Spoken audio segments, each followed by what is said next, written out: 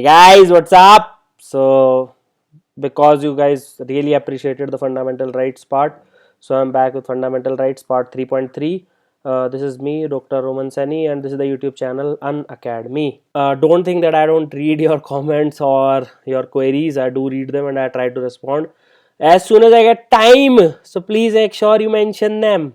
Please do that. I really like it. Anyways, so this is a list of the articles we'll go through fast. 12 definition of state, 13 laws, 14 equality before law, 15 prohibition, 16 equality of opportunity, 17 untouchability, 18 titles, 19 freedom, 6 freedoms, 20 is, I'll tell you, 21 life liberty, 21 education, 22 arrest and detention, 23 trafficking, 24 children employment, 25 is conscience and free profession, 26 is religious management, 27 is taxes for religion, and 28 is attendance at religious instruction, 29 is interest of minorities, 30 is establishing educational institution by minority, 31 is gone, 31 ABCD we have done in detail, 32, 33, 34, 35 we have done. So anyways, moving forward, what is article 14 all about? It is about equality before law, EBL versus equal protection of law. See, there is not a fundamental difference in the motive. Motive is to uphold laws and the justice and the natural justice. However, there is a fundamental difference in the way they approach it.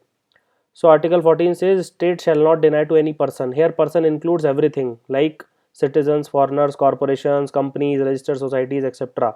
And it will ensure that they are subjected to equality before law or equal protection of the law within the territory of India. So Supreme Court ruled that rule of law is a basic feature of Indian Constitution, hence there is no scope of amendment. Basic feature doctrine was initiated in 24th April 1973, case Swanand Bharti case. So equality before law versus EPOL. So it's a very important concept. People ask the difference. So here is the difference for you guys. So equality before law is a negative concept and it's a Britisher's concept. So B is Britisher. So just remember EBL before British negative. So it is regarding absence of any specific privileges, and they are all the persons are subjected to same ordinary law. This is the important, that is there is no discrimination among the classes of the people. Then there is third is the impartial judiciary, that is judiciary is impartial and it will under strong judiciary, so it will uphold these two part and no person is above the law. So these are the provisions of equality before law. So it is concept of Professor Dicey. So it is also called as rule of law, more or less rule of law. Then equal protection of law is a positive concept. It is obviously from USA. Then it deals with equality of treatment under equal circumstances and both in the privileges conferred and liabilities imposed by the laws. See, this is a running track, okay. Okay, so this is a circular track of let's say 1500 meters. So the guy who starts here will have to cover very less distance, so the guy who is at the end will start here and similarly like this. So when the whistle blows, these five guys will be like this. So if they are at the same level of starting point, since they are in under unequal circumstances, therefore they are treated unequally. Hence, since they are in unequal circumstances, there is a difference in the starting point, because at the ultimately this is the, let's say, the finish mark, so they all have to come at the same time. So that is why they start at different points. So this is what is mean by equal protection of law. That is similar application of the same laws to all the persons who are similarly situated. It finally means like should be treated alike and unlike should be treated unlike. What are the exceptions? Obviously there are exceptions like president and governors explicitly mentioned under article 361. President not so much. He is not answerable to any court for the exercise of the powers and duties of their office. They can do whatever they want to, but they are not answerable to court. Similarly, there is absolutely no criminal proceedings can be initiated them, and absolutely no procedure for their arrest can be initiated while they are in office. See, these are the key important words. And even in civil proceedings while they are in office, a 2 months notice has to be given to them. Similarly, no MP and MLA, MP under article 105, that is parliamentary privileges, and MLA under article 194, they can say whatever they want to in their exercise as the members of the respective legislature. They are not liable. Similarly, foreign diplomats, United Nations agencies, they are immunity from criminal and civil proceedings completely. This is called as diplomatic immunity. Then we have article 15. So article 15 says state shall not discriminate. This is the first keyword. against any citizen. See, this is against citizens. I have already told you which are the alien specific rights and what are the citizen specific rights. Remember 19, these are the rights 19, 29, 30. I already mentioned them. Please refer to the part 1 and 2. On grounds only is again a keyword of religion, race, caste, sex or place of birth. Keep repeating it again and again. Religion, race, caste, sex or place of birth. So discrimination means making distinguishing unfavorably, while only word means that discrimination on other grounds can be done. Even one of these plus other ground can be combined together. Let's say there is an army regiment, so a priest has to be a Hindu. Similarly, a mosque will be maintained by a Muslim. So in that case, religion is a discriminatory factor. So certain exceptions are allowed. Similarly, there is no citizen shall be subjected to any disability or restriction. Similarly, 5 grounds: religion, race, caste, sex, place of birth, to access any public place, clear cut, or either it's wholly or partly by state funds, or it is dedicated to use of general public. 3 exceptions are there. Special provisions for women and children can be made, like right to education is free for children. Similarly, there is reservation of seats for women and panchayats, up to 50% reservation is there. Then in case of advancement of any socially and educationally backward classes, SEBC of citizens, or for the scheduled caste and scheduled tribes, so reservation of seats or fee concessions can be provided to them. Similarly, they can be admitted to educational institutions, even including private educational institution, but not in case of minority educational institution. So these are the exceptions to Article 15. Then we move on to Article 16. It is equality of opportunity in public employment. So obviously it deals with equality of opportunity for all citizens in employment. So similarly, now the grounds change. One is descent and one is residence. Rest 5 remain same: religion, race, caste, sex, place of birth.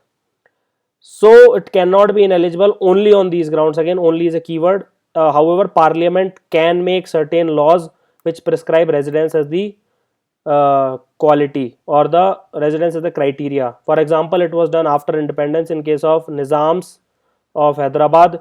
The local Hyderabad people were given grade C and grade D jobs. They were reserved for them only in Hyderabad. Then provision for the reservation of appointments is also there. It can be done who are not adequately represented in case of under the view of state. So that is important. So state has to prove that they are not adequately represented. Then Article 4A was inserted, that is 16 clause 4 subclause A, that is how you read it.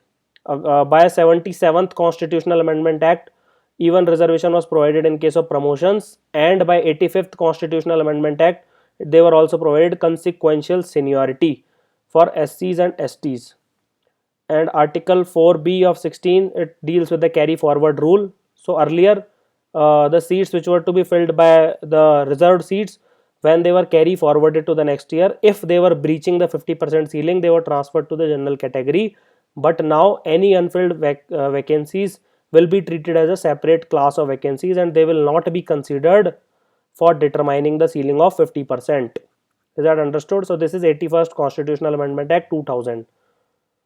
So in Indira Sawane versus Union of India, after report from the Mandal Commission, Supreme Court held that reservation will not exceed 50% except in some extraordinary situation, and this rule will be applied every year. But however, in certain states it does exceeds. For example, 76th Constitutional Amendment Act, it deals with the Tamil Nadu Reservations Act, where it is 69% reservation in Tamil Nadu, and it is kept in 9th schedule for preventing it from judicial review. But however, in Supreme Court has taken a view that any law which is kept in 9th schedule after Keswanand Bharti case, that is April 1973, can be undergoing judicial review at any time.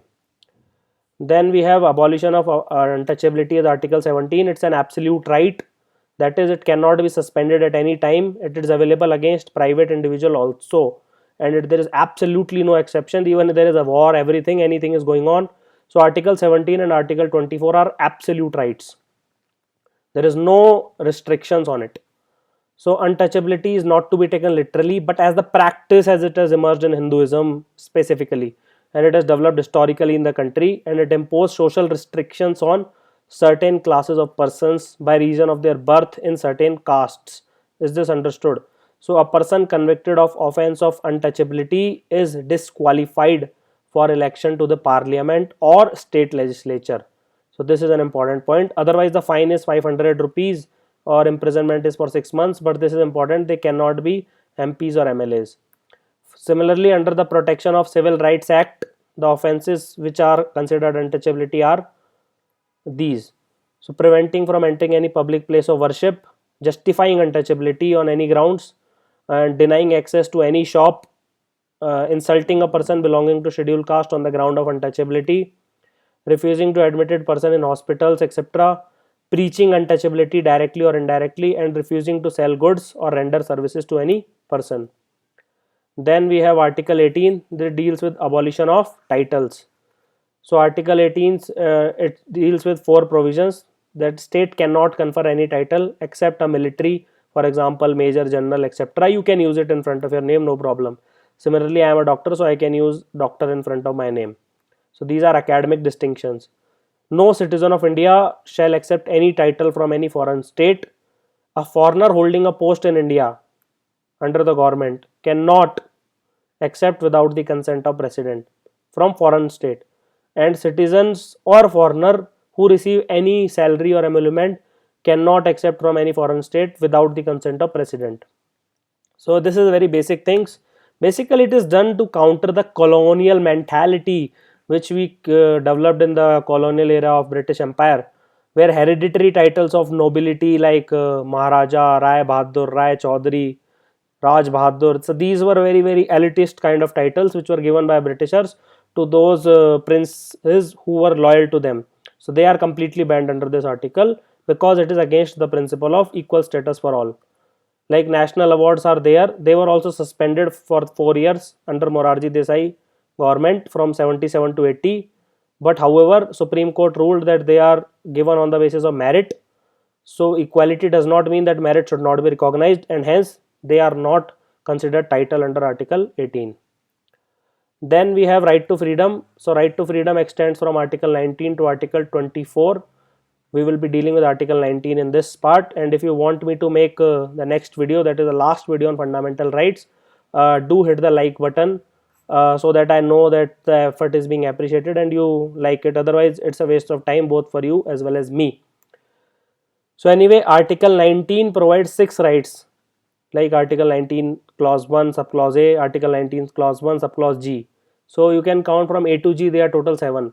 So the F was deleted by 44th Constitutional Amendment Act. Do comment in the comment section what is F about. I have already dealt with in part 1 and part 2. So they are available to individuals and shareholders in a company only against state. So it means they are available to citizens only, not to aliens, not to foreigners, and they are available only against state, that is not against private individuals. So right to freedom of speech and expression. So every citizen can express his belief and opinions by almost any means possible, by word of mouth, printing, blogging, talking, videos, even anything. So broad interpretation includes, it can include propagate other views, not only your views as well as others views who have less voice in say. You can also have freedom of press under this. Then commercial advertisements are covered. Then telecasting, that is government cannot have monopoly over telecasting. Then you can have right to know the government's functioning. Then freedom to silence is also there. Then peaceful demonstration is also there. However, you cannot have strike, you cannot, government cannot do pre-censorship, no telephone tapping without permission, and band call by local political parties is also not allowed in this. Then we have Article 19 clause subclause 1b. So it is right to assemble peacefully and without arms. So I remembered a mnemonic. So I always used to imagine that I am in my hostel room and I woke up by loud music, someone is shouting. So that is part 1, that is freedom of expression or speech. Then I go outside my room and I see 3 or 4 people hanging around chatting. So that is right to assemble peacefully and without arms. So it includes public meetings, demonstrations, and taking out processions without any strike to right. This is very important. Please make sure there is no right to strike. And under Article 140, Section 144 of CRPC, that is Criminal Procedure Code, a magistrate can restrain an assembly if any unlawful activity is suspected. Similarly, under Section 141 of IPC, Indian Penal Code, an assembly of 5 or more persons is unlawful if they are doing some illegal activity, or they are resisting the execution of law, or they are threatening government officials. Then the third person, when I see people hanging around, so I go to the room where the student union is there. So I remember that is, you have a right to form union or student association. Recently a word cooperative has been added. Is that understood? Cooperative society word has been added by 97th Constitutional Amendment Act. It was amending part 9b. It has added part 9b. It has added part 43b, that is under DPSP, and 19(1)(c). So 9 is related to panchayat, 9a is related to municipality, now 9b is related to cooperative society, and 19(1)(c) also has cooperative society. So right to include cooperative society, partnership, trade unions, etc., etc. Right also to start as well as continue, and also a negative right of not to join a union. Then Supreme Court held that trade unions have no guaranteed right to effective bargaining, or right to strike, or right to declare a lockout. Then once I have seen my student union's room, so I used to go to the classes by traveling. So I have the right to travel freely throughout the territory of India. So it includes both inter as well as intrastate right. It is conferred only on Indian citizens, like Article 19 is for citizens only, to promote national feeling and not parochialism, that is local thinking. For prostitutes and commercial sex workers as well as patients suffering from AIDS, like Bombay High Court restricted their movement. Similarly, they can be restricted. Then entry of outsiders in tribal areas is restricted to protect their distinctive culture, language, and their traditional vocation, and against their exploitation, prevention of their against exploitation. Similarly, internal travel, that is within the territory of India, is governed by Article 19. However, external travel, that is outside territory of India, is governed by Article 21, that is right to life and liberty. Then once I have traveled, then I can settle. I usually come back to my room. So I have the right to reside and settle in any part of the territory of India. So it has two dimensions, either to settle temporarily, or to set up a home or domicile it permanently. So similar reasonable restrictions for both. Just remember this. Both, that is freedom of movement and freedom of residence, are complementary to each other. So similar reasonable restrictions, I am coming to it, and similar regulation of prostitutes and habitual offenders can be seen in case of both. Then final right is to practice any profession or to carry on any occupation, trade or business. It includes all the means of earning one's livelihood, and it does not include trade which are immoral, that is trafficking in women or children, or considered dangerous, that is harmful drugs or explosives. Similarly, states can absolutely prohibit these or regulate them through licensing. So the reasonable restrictions of Article 19 includes general restrictions which are seen in most of the cases, like sovereignty and unity and integrity of India, security of India, friendly relations with foreign states, public order, decency, morality, contempt of court, defamation, incitement to an offense. So these are general restrictions. However, specific restrictions for freedom of movement and residence, like I just said, is interest of general public and interest of a scheduled tribe. Similarly, for trade and businesses, professional or technical qualification has to be there. You cannot simply say that I want to open a hospital and do surgery, because if you do not have requisite degrees, then you cannot do them. Similarly, partial or complete monopoly of a state can be there over means of production or service delivery. So you can't say that I have to make atom bomb tomorrow, or you can't say you have to launch a Mars yacht. So it cannot be done because state has monopoly over it. So anyways, if you like the video and if you want me to make part 4 on the fundamental rights, do let me know, and if yes, then comment and let me know by your queries or appreciation, whatever you want, or criticism. So guys, thank you for watching the video, and this is the YouTube channel Unacademy. This is the URL of both the YouTube channel as well as my page. You can also tweet to me at my Twitter handle at Roman Saini. Even if I don't see all of them, even if I don't reply to all of them, remember I see them and I try to integrate them in my next videos. Do like, share and subscribe. Do be a part of this revolution. Thank you for watching the video. Have an awesome day.